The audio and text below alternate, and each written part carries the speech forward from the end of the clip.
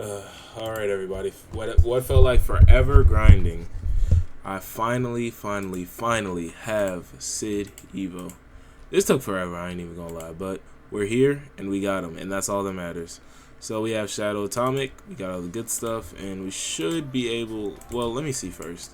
Let me see if I can fleece my way through and get me some if I can get me what's that one trait called? Knowledge. Yep, that one right there. Now let's see. I should have more than enough food to max him out. Perfect. And now we can actually roll for a good sub trait, which is not efficiency, which is not strength, which is not knowledge, which is not knowledge, which is not damage or attack, which is not defense. Okay. That's the hand we've been dealt, and that's the hand we're gonna rock out with. So I don't even want to see like his attack skill and all that stuff. I'm just gonna see it when we get into the game, cause I got a feeling. I know this guy's gonna be really good. If he's not, then I just wasted about like how long have I spent trying to get this dude? Oh my god, yikes! That means I spent like about like 30 something hours just wasting my time. Damn! Because, bro, I didn't have the units evolved beforehand, so I had to go out and evolve all of them. Besides Law. I already had Law evolved. But, the other guys. That sucked. That sucked indeed. Well, I'll get to you guys when we can actually showcase. Alright, everybody. We've gotten enough money, so now we can see what he's good at.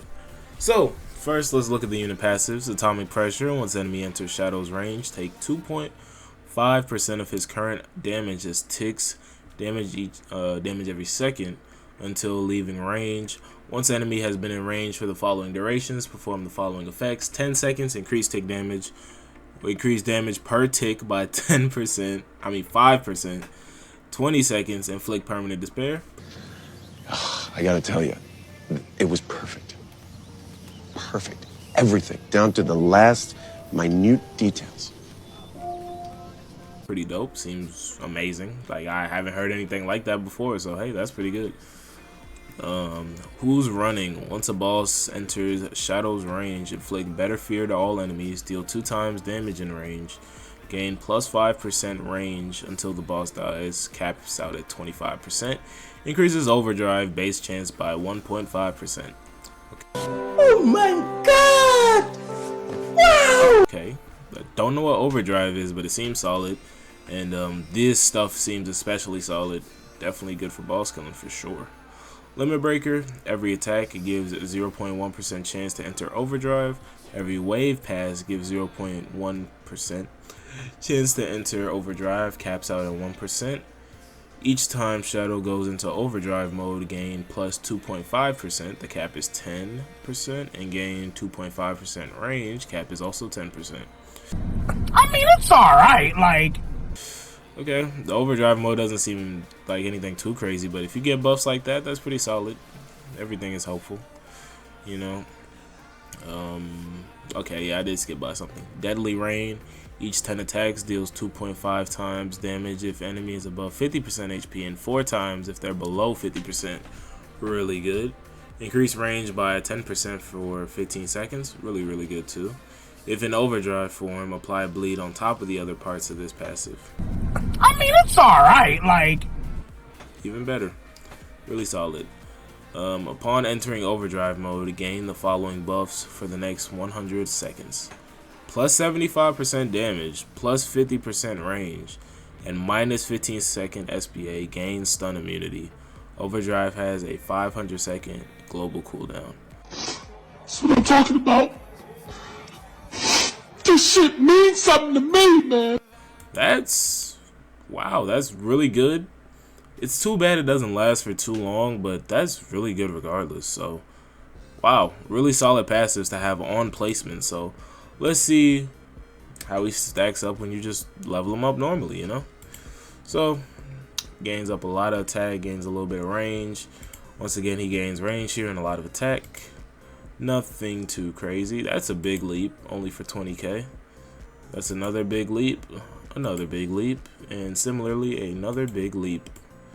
Oh yeah, that's completely on me. I've completely forgot to show you guys the effects. If we can get them real quick. Attack effects. Okay. Looks nice. Like just a supersonic slash kind of thing. So let's sell them again so we can see like the base attacks. Okay. Pretty cool. I like that animation. Looks nice. We were here. As you guys can see. I think the attack dropped off a little bit because we were missing some of the buffs, but it's fine. Once again, pretty big jumps for these upgrades, and I'm liking that for him. His line AoE is not the best, so I don't know how to feel about that, and his range is also pretty small, so I'm hoping that at some point we can get that up. He gets atomic, which makes him full AoE. His range definitely gets better though. 75 is solid. You guys already know how atomic animations look like most of the time, so this is probably nothing new for you guys. Then we get his abilities, mini atomic, and then he gains a new ability, faulty atomic, which I'm wondering how that works. He doesn't get any new passives, but now we can look at what mini atomic does. Mini atomic, upon activation, deal 1,000 times damage, apply pressure, despair, gain plus 30% range, and plus 10% attack for 30 seconds. It's beautiful. It has a global cooldown of 450 seconds, which is kind of short. You can definitely use it multiple times, so that's amazing. Let's make it so we can see abilities. Mini atomic. Okay, we get a little atomic cutscene. That's dope. You always love to see that. Perfect. And it actually looked pretty nice. Okay, and the last thing, pretty expensive. We get final atomic. I'm still wondering what faulty atomic is all about, but I guess they're not gonna tell us. And then we get final atomic. Final atomic, upon activation, deals 2,000 times damage. Apply plasma and poison off that multiplier. Gain plus 35% damage, plus 50% range, and minus 15% SBA for 60 seconds. Time stops enemies for 15 seconds. This shit means something to me, man. That's amazing. And once again, he doesn't get any new passives, but he already had some stacked passives to begin with. I'm interested in that overdrive mode because it looks really good, but let's look at let's see how good he is with the concert buff and the power buff. He's doing 1.56 bill with 101 range every 11 seconds. I don't have any skill tree on him, so he has the base 15% crit and the 75% crit damage, which mostly you get from the trait avatar. So that's decent.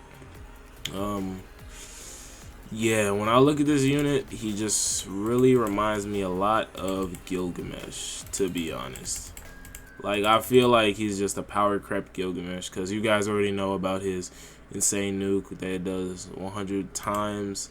And then on top of that, he has his Pneumo Olis ability, which also kind of has a similar feature, but the damage stacks up on the noble specials instead. As you can see, he's not doing as much individual damage, but I guess he kind of makes up for that in the Adoka Life summon, kinda. But yeah, that's nowhere here near. That's nowhere near. that's here and there. My bad. I can't speak for some reason today. But yeah, I mean, you can really faulty atomic when entering overdrive mode. Oh, we're in overdrive mode. Nice. Okay.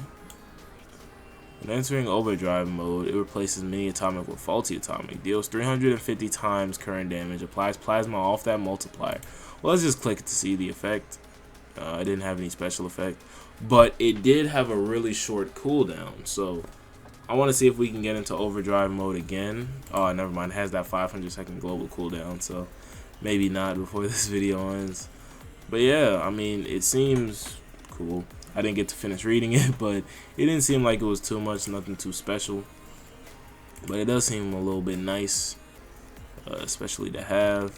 And I mean, as you guys can see, this unit, perfect, amazing. I don't know why I stopped talking and did something with my hands. You guys can't even see that. But this unit is amazing. Chef Kiss. Mini Atomic is already amazing. Final Atomic is already amazing. I feel like they've been releasing a lot of meta nukes though.